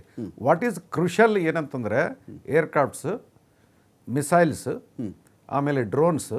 ಯಾಕಂದ್ರೆ these are the things with which ಏನಪ್ಪ ಅಂದ್ರೆ ಎರಡು ಕಂಟ್ರೀಸ್ ಯೂಸ್ ಮಾಡಿ ಟು ಆ್ಯಂಡ್ ಫ್ರೋ ಇದೇನಂತಂದರೆ ಆ್ಯಕ್ಷನ್ ಆಗ್ತಾ ಇದೆ. ಆ್ಯಂಡ್ ಆ್ಯಕ್ಷನ್ ಈಕ್ವಲ್ ಆಗ್ತಾ ಇದೆ. ಯಾಕಂದರೆ ಇರಾನ್ ಕೊಟ್ಟಂಥ ಇದು ಅಟ್ಯಾಕ್, ಈಗ ಐರನ್ ಡೋಮ್ ಅಂತಂದ್ರೂ iron dome has got its limitations. ಬರ್ತಕ್ಕಂಥ ಮಿಸೈಲ್ ಪವರ್ಫುಲ್ ಇದ್ದು, ಹೈ ಟೆಕ್ನಾಲಜಿ ಬೇಸ್ಡ್ ಇದ್ದು ಅಂತಂದರೆ even they will pierce iron dome. That is ಅದೇ ಕಾರಣ ಸಲುವಾಗಿ ಇವು ಒಂದು 20-25 ಇದು ಏನಂತಂದರೆ ಇದು ಬಿದ್ದಿದ್ದಾವೆ. ಸೀದರ್ destruction. American embassy pin point ಆಗಿ ಟಾರ್ಗೆಟ್ ಮಾಡ್ಯಾರಂದ್ರೆ from where the missile has come, it has come from 1600 kilometers. Technology ಇದೆ. ಓಕೆ. ಈ ಎರಡರಲ್ಲಿ ಟೆಕ್ನಾಲಜಿ, ಏರ್ಕ್ರಾಫ್ಟ್ಸ್, ಮಿಸೈಲ್ಸ್ ನೋಡೋಕೆ ಹೋಗ್ತಾರೆ, ಪ್ಯಾರಿಟಿ ಇದೆ. ಓಕೆ. ಪ್ಯಾರಿಟಿ ಅಂದರೆ ಎರಡು ಆಲ್ಮೋಸ್ಟ್ ಈಕ್ವಲ್ ಇದೆ. ಬಟ್ ಇವರಲ್ಲಿ ಇರ್ತಕ್ಕಂಥ ಇಂಟೆಲಿಜೆನ್ಸ್ ಏನಿದೆಯಲ್ಲ ಇಸ್ರೇಲ್ದಲ್ಲಿ, ಆ ಇಂಟೆಲಿಜೆನ್ಸು ಇರಾನ್ದಲ್ಲಿ ಲ್ಯಾಕಿಂಗ್ ಇದೆ. ಓಕೆ. ಸೊ ಅದು ಏನಂತಂದರೆ ಇಂಟೆಲಿಜೆನ್ಸಲ್ಲಿ Israel is much ahead. Okay. ಅದ್ರ ಸಲುವಾಗಿನೇ ಇವರೆಲ್ಲ ನ್ಯೂಕ್ಲಿಯರ್ ಸೈಂಟಿಸ್ಟ್ ಆಗಲಿ, ಸೀನಿಯರ್ ಮಿಲಿಟರಿ ಆಫೀಸರ್ಸ್ನ ಏನಾದರೂ ಇದು ಮಾಡಿದಾರಲ್ಲ, ಎಕ್ಸಾಕ್ಟ್ಲಿ ಯಾವ ಅಪಾರ್ಟ್ಮೆಂಟು ಯಾವ ರೂಮ್ದಲ್ಲಿ ಇದ್ದರು ಪಿನ್ ಪಾಯಿಂಟ್ ಅದೇ ರೂಮ್ದಲ್ಲಿ ಹಿಟ್ ಮಾಡಿದ್ದಾರೆ. Okay. So there intelligence network is very good. ಅದ್ರ ಸಲುವಾಗಿ ಈ ಗೋಲಾನ್ ಹೈಟ್ಸ್, ಸಿರಿಯಾದಲ್ಲಿ ಗೋಲಾನ್ ಹೈಟ್ಸ್ ಅದು ಕ್ಯಾಪ್ಚರ್ ಮಾಡೋದು it is basically by int. Okay. ನಾನು ಇದೀಗ ಪ್ರಹ್ಲಾದ್ ಸರ್ ನಮ್ಮ ಜಾಯ್ನ್ ಆಗಿದ್ದಾರೆ, DRDOದ ವಿಜ್ಞಾನಿ. ಸ್ವಾಗತ ಪ್ರಹ್ಲಾದ್ ಸರ್ ನಿಮಗೆ ಈ ಒಂದು ಡಿಬೇಟ್ಗೆ.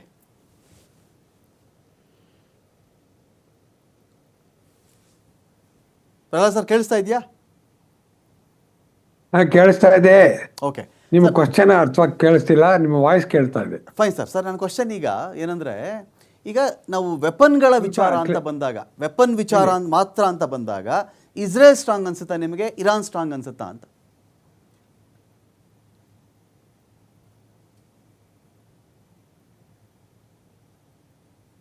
ಕ್ವಶನ್ಗೆ ಅರ್ಥವಾಗ್ತಿಲ್ಲ, ಸಾರಿ. ವೆಪನ್ ವಿಚಾರ ಕ್ಲಿಯರ್ ಆಗಿ ಅರ್ಥವಾಗ್ತಿಲ್ಲ. ಶಸ್ತ್ರಾಸ್ತ್ರಗಳ ವಿಚಾರ ಅಂತ ಬಂದಾಗ ಇರಾನ್ ಸ್ಟ್ರಾಂಗ್ ಅನ್ಸುತ್ತಾ, ಇಸ್ರೇಲ್ ಸ್ಟ್ರಾಂಗ್ ಅನ್ಸುತ್ತಾ ಅಂತ?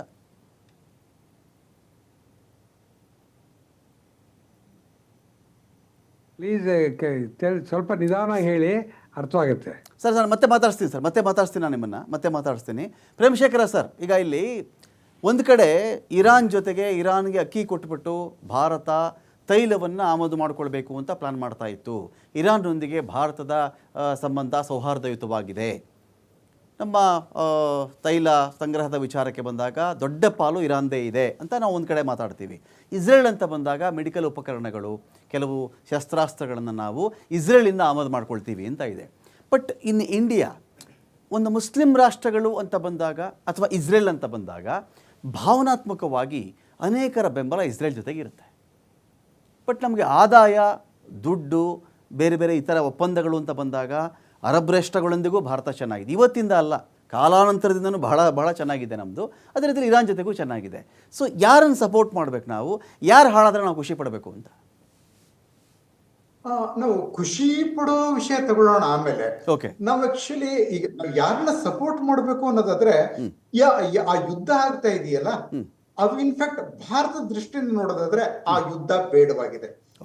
ನೀವೇ ಹೇಳಿದ ರೀತಿ ಇರಾನ್ ಜೊತೆಲಿ ನಮ್ದು ಆಯಿಲ್ ಇಂಪೋರ್ಟ್ ಇದೆ. ಅಷ್ಟೇ ಅಲ್ಲ, ಮುಖ್ಯವಾಗಿ ಸೆಂಟ್ರಲ್ ಏಷ್ಯಾ ಮತ್ತೆ beyond that Russia, Saint Petersburg ವರೆಗೆ ಆ ಒಂದು international north south economic corridor ಇದೆಯಲ್ಲ, ಅದಕ್ಕೋಸ್ಕರ ನಮಗೆ ಇರಾನ್ ಚಾಬಹಾರ್ ಬಂದರು ಬೇಕು. Afghanistan, central Asia and Russia ಕನೆಕ್ಷನ್ಗೆ ಲ್ಯಾಂಡ್ ರೂಟ್ಗೆ ನಮಗೆ ಅದು ಬೇಕೇ ಬೇಕು. ಇನ್ಫ್ಯಾಕ್ಟ್ ಆಯಿಲ್ಗಿಂತನೂ ಸಹ ಇರಾನ್ ನಮಗೆ ಬೇಕಾಗಿರೋದು ಸೆಂಟ್ರಲ್ ಏಷ್ಯಾ ಜೊತೆ ಕನೆಕ್ಷನ್ಗೋಸ್ಕರ. ಆಯಿಲ್ ಬೇರೆ ಕಡೆಯಿಂದ ತಗೋಬಹುದು, ನಾವು ತೊಂದರೆ ಇಲ್ಲ. ಕೆಲವು ವರ್ಷಗಳ ಹಿಂದೆ ಇರಾನ್ ಇಂದ ನಾವು ಆಯಿಲ್ ತಗೋತಾನೆ ಇರಲಿಲ್ಲ ಅಮೆರಿಕನ್ ಸ್ಯಾಂಕ್ಷನ್ ಇಂದಾಗಿ. ಆದ್ರೆ ಅದು ಒಂದು ಕನೆಕ್ಷನ್ ದೃಷ್ಟಿಯಿಂದಾಗಿ ಇರಾನ್ ನಮಗೆ ಬೇಕೇ ಬೇಕಾಗ್ತದೆ ಆ ದೃಷ್ಟಿಯಿಂದ. ಆದ್ರೆ ಇಸ್ರೇಲ್ ನಮ್ಗೆ ಅದಕ್ಕಿಂತ ಹೆಚ್ಚಿನ ವಿಧದಲ್ಲಿ ಐ ಮೀನ್ ಡಿಪ್ಲೊಮ್ಯಾಟಿಕ್ ಸಪೋರ್ಟ್ ಆಗಲಿ ಅಥವಾ ಇವನ್ ಆಕ್ಚುಲಿ ಮಿಲಿಟರಿ ಸಪೋರ್ಟ್ ಆಗಲಿ, ಅದು ನಮ್ಗೆ ಅದನ್ನ ಬೇರೆ ಯಾರು ಕೊಡಲಾಗದ ಮಟ್ಟಿಗೆ ನಮ್ಗೆ ಇಸ್ರೇಲ್ ಕೊಡ್ತಾ ಇರೋದ್ರಿಂದ ಅದು ನಮ್ಗೆ ಮುಖ್ಯ ಆಗ್ತದೆ. ಇನ್ಫ್ಯಾಕ್ಟ್ ತೆಹರಾನ್ ನಲ್ಲಿ ರೆಜಿಮ್ ಚೇಂಜ್ ಆಗಿ ಈ ಒಂದು ಆಕ್ಚುಲಿ ಫಂಡಮೆಂಟಲಿಸ್ಟ್ ಗವರ್ನಮೆಂಟ್ ಹೋಗಿ ಮತ್ತೆ ಒಂದು ಲಿಬರಲ್ ಗವರ್ನಮೆಂಟ್ ಬಂದ್ರೆ ಖಂಡಿತ ಅದು ಇನ್ಫ್ಯಾಕ್ಟ್ ಜಗತ್ತಿಗೂ ಒಳ್ಳೇದಾಗ್ತದೆ, ಮತ್ತೆ ಇಂಡಿಯಾಗೂ ಸಹ ಆಗ ಡೈಲೆಮಾ ಇರೋದಿಲ್ಲ. ಇರಾನ್ ಮತ್ತೆ ಇಸ್ರೇಲ್ ಹಿಂದಿನ ಹಾಗೆ 79ಗೂ ಮೊದಲು ಸೀಕ್ರೆಟ್ ಲವ್ ಅಫೇರ್ ಅಂತ ಶಾ ಹೇಳ್ತಾ ಇದ್ರಲ್ಲ, ಆ ಮಟ್ಟಕ್ಕೆ ಬಂದಾಗ ನಮಗೆ ಈ ಡೈಲೆಮಾ ಹೊರಟೋಗ್ಬಿಡ್ತದೆ. ಹೀಗೆ ನಾವು ಚೂಸ್ ಮಾಡ್ಕೋಬೇಕಾಗಿರುತ್ತೆ ಇರಾನ್ ನಲ್ಲಿ ಈಗಿನ ಸರ್ಕಾರವನ್ನ ಅಥವಾ ಬದಲಾಗಿ ಒಂದು ಲಿಬರಲ್ ಗವರ್ನಮೆಂಟ್ ಅನ್ನ ಅಂತ. ಇಸ್ರೇಲ್ ಆ ಕಡೆ ಬಿಡೋಣ ಪೂರ್ತಿಯಾಗಿ, ನಾವು ಇರಾನ್ ನಲ್ಲೇ ಚೂಸ್ ಮಾಡ್ಕೋಬೇಕಾಗಿರೋದು ಒಂದು ಲಿಬರಲ್ ಗವರ್ನಮೆಂಟ್ ಅನ್ನ, ಈ ಗವರ್ನಮೆಂಟ್ ಅಲ್ಲ ಅಂತದೊಂದು ಬಂದ್ರೆ ಆಗ ನಮಗೆ ಇರಾನ್ ಅಥವಾ ಇಸ್ರೇಲ್ ಮಧ್ಯೆ ಆಯ್ಕೆ ಮಾಡ್ಕೊಳ್ಳುವಂತ ಒಂದು ಸಂದರ್ಭ ಬರೋದೇ ಇಲ್ಲ. ಮತ್ತೆ ಧರ್ಮ ಅದೆಲ್ಲ ತಗೊಳ್ಳೋದು ಬೇಡ ಸದ್ಯಕ್ಕೆ. ಆಕ್ಚುಲಿ ಇಕನಾಮಿಕ್ ಇಶ್ಯೂ ಬಂದಾಗ ಮತ್ತೆ ಮಿಲಿಟರಿ ಇಶ್ಯೂ ಬಂದಾಗ ಧರ್ಮ ಹಿಂದಕ್ಕೆ ಹೋಗ್ತದೆ. Okay fine sir. ಈಗ ಅಮೆರಿಕ ನಂಬಿಕೊಂಡು ಇಸ್ರೇಲ್ ಎಷ್ಟು ಮಟ್ಟಿಗೆ ಯುದ್ಧಕ್ಕೆ ಧುಮುಕಬಹುದಾಗುತ್ತೆ, ಅಥವಾ ತನ್ನ ಸಾಮರ್ಥ್ಯವನ್ನು ನಂಬಿಕೊಂಡು ಮಾತ್ರ ಯುದ್ಧಕ್ಕೆ ಧುಮುಕಬೇಕಾಗತ್ತಾ ಅಂತ ಒಂದು ಪಾಯಿಂಟ್ ಇದೆ. ಕಾರಣ ಅಷ್ಟೇ, ಇದೇ ಜೋ ಬೈಡನ್ ಇದ್ದಾಗ ಅವರ ಮಾತನ್ನು ನಂಬಿಕೊಂಡು ನೇಟೋ ರಾಷ್ಟ್ರಗಳನ್ನು ನಂಬಿಕೊಂಡು ಒಂದು ರೀತಿಯಲ್ಲಿ ರಷ್ಯಾ ಬಂದಾಗ ರಷ್ಯಾ ತೊಡೆತಟ್ಟಿ ನಿಂತಿದ್ದು ಇದೇ ಯುಕ್ರೇನು. ಆ ಕಡೆ ಅವ್ರ ಟರ್ಮ್ ಮುಗೀತು, ಈ ಕಡೆ ಯುಕ್ರೇನ್ ಅನಾಥವಾಯಿತು. ಡೊನಾಲ್ಡ್ ಟ್ರಂಪ್ ಮಾತೇ ಕೇಳಲ್ಲ, ರಷ್ಯಾ ಜೊತೆಗೆ ರಾಜಿ ಮಾಡ್ಕೊಂಡು ಆರಾಮಾಗಿರಿ, ಇಂತಿಂಥ ನಿಮ್ಮ ನಿಧಿಗಳಿದೆಯಲ್ಲ ನಿಮ್ಮದೆಲ್ಲ ಅದಿರುಗಳು ಅವು ಇವು ನಮಗೆ ಕೊಟ್ಟುಬಿಡಿ, ಬರೆದು ಬಿಡಿ ಅರ್ಧ ಅಂತ ಇವ್ರು ಕೂತಿದ್ದಾರೆ. ಹಾಗಿದ್ದಾಗ ಎಷ್ಟರ ಮಟ್ಟಿಗೆ ನಾವು ಅಮೇರಿಕಾದ ಅಧ್ಯಕ್ಷರ ಮಾತುಗಳನ್ನು ಕೇಳಿಕೊಂಡು ಒಂದು ಯುದ್ಧಕ್ಕೆ ನಾವು ಸನ್ನದ್ಧರಾಗಬೇಕು ಇಸ್ರೇಲ್ ಪಾಯಿಂಟ್ ಆಫ್ ವ್ಯೂ ಇಂದ ನೋಡಿದಾಗ ಅಂತ? ಆಕ್ಚುಲಿ ಇಲ್ಲಿ ಏನಾಗಿದೆ, ಬೈಡನ್ ಅವ್ರನ್ನ ಮರ್ಬಿಡೋಣ, ಅವರ ಪಾಲಿಸಿ ಬೇರೆ ರೀತಿಯಾಗಿತ್ತು. ಟ್ರಂಪ್ ಇವತ್ತು ತಮ್ಮ ಮೊದಲ ಅವಧಿಯಲ್ಲೂ ಸಹ ಅವರ anti Iran, especially nuclear deal ಇತ್ತಲ್ಲ ಒಬಾಮಾ ಮಾಡ್ಕೊಂಡಿದ್ದದ್ದು, ಕಾಂಪ್ರಹೆನ್ಸಿವ್ ನ್ಯೂಕ್ಲಿಯರ್ ಡೀಲ್, ಅದರಿಂದ ಅಮೆರಿಕವನ್ನ ಟ್ರಂಪ್ ಹೊರಗೆ ತಗೊಂಡೋದ್ರು. ಅಂದ್ರೆ ಆವಾಗ್ಲೇ ಡೆಮಾನ್ಸ್ಟ್ರೇಟ್ ಮಾಡಿದ್ರು ಇರಾನ್ಗೆ ನಾನು ಅದ್ರ ಪರವಾಗಿಲ್ಲ, ಮತ್ತೆ ಅದ್ರ ನ್ಯೂಕ್ಲಿಯರ್ ವೆಪನ್ ಪ್ರೋಗ್ರಾಮ್ ಪರವಾಗಿಲ್ಲ ಅಂತ. ಅದನ್ನೇ ಕಂಟಿನ್ಯೂ ಮಾಡ್ತಾ ಇದ್ದಾರೆ. ಇನ್ಫ್ಯಾಕ್ಟ್ ಇರಾನ್ ಅದೊಂದು ರೋಗ್ state, actually especially present government ಅದು ಇಂಟರ್ನ್ಯಾಷನಲ್ ಒಂದು ರೋಗ್ ಸ್ಟೇಟ್ ಅಂತ ಪ್ರೂವ್ ಮಾಡಿರೋದ್ರಿಂದ ಟ್ರಂಪ್ ಅವರ ನೀತಿ ಬದಲಾಗೋದಿಲ್ಲ. ಈಗ ಮತ್ತೆ ಅವ್ರು ಈಗಾಗಲೇ ಹೇಳಿದ್ದಾರೆ, ನಮ್ಮದೇ ಯಾವುದೇ ಅಸೆಟ್ ಮೇಲೆ ದಾಳಿ ಆದ್ರೆ ನಾವು ರಿಟೇಲಿಯೇಟ್ ಮಾಡೇ ಮಾಡ್ತೀವಿ ಅಂತ. Trump will certainly do that. ಈಗಾಗಲೇ ಅಮೆರಿಕನ್ ಎಂಬಸಿ ಮೇಲೆ ದಾಳಿ ಆಗಿರೋದ್ರಿಂದ ಜೆರುಸಲೆಂ ನಲ್ಲಿ ಐ ಥಿಂಕ್ ನಾವು we can expect some more serious action from the American side. ಹೀಗಾಗಿ ಈ ವಿಷಯದಲ್ಲಿ ಇರಾನ್ ಸಂಬಂಧಪಟ್ಟ ಹಾಗೆ ಇಸ್ರೇಲ್ ಅಮೆರಿಕವನ್ನ, ಡೊನಾಲ್ಡ್ ಟ್ರಂಪ್ ಸರ್ಕಾರವನ್ನ ನಂಬಬಹುದು ಖಂಡಿತ.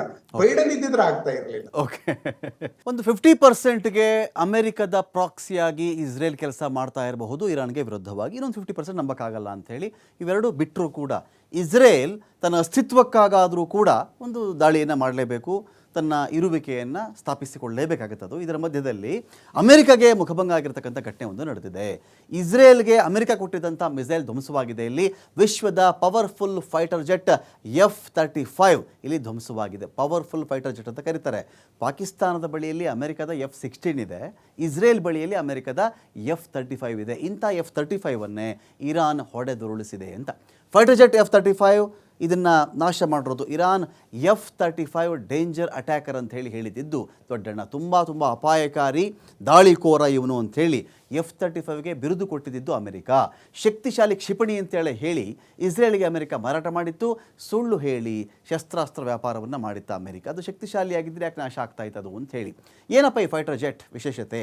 2016ರಲ್ಲಿ ಅಮೆರಿಕದಿಂದ ಇಸ್ರೇಲ್ F-35 ವಿಮಾನವನ್ನು ಖರೀದಿ ಮಾಡಿತ್ತು.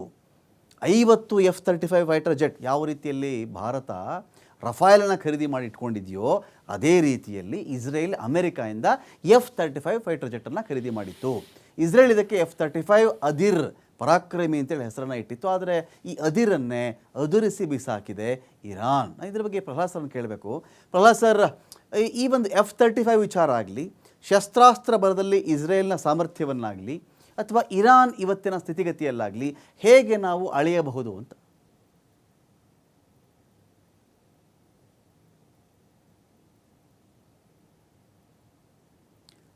ಪ್ರಸಾದ್ ಸರ್ ಕೇಳಿಸ್ತಾ ಇದೆಯಾ?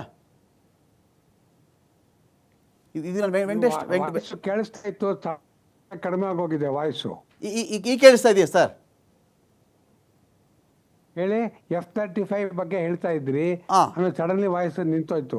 F-35 ಇದೀಗ ಇದು ಇಸ್ರೇಲ್ ಬಳಿ ಇತ್ತು, ಅಮೆರಿಕ ಕೊಟ್ಟಿದ್ದದ್ದು, ಇದನ್ನ ಇರಾನ್ ಹೊಡೆದು ಹಾಕಿದೆ ಅಂತ ಹೇಳಿ, ಇದನ್ನ ಯಾವ ಥರ ನಾವು ಹೇಳ್ಬೋದು, ವಿಶ್ಲೇಷಣೆ ಮಾಡ್ಬೋದು ಸರ್?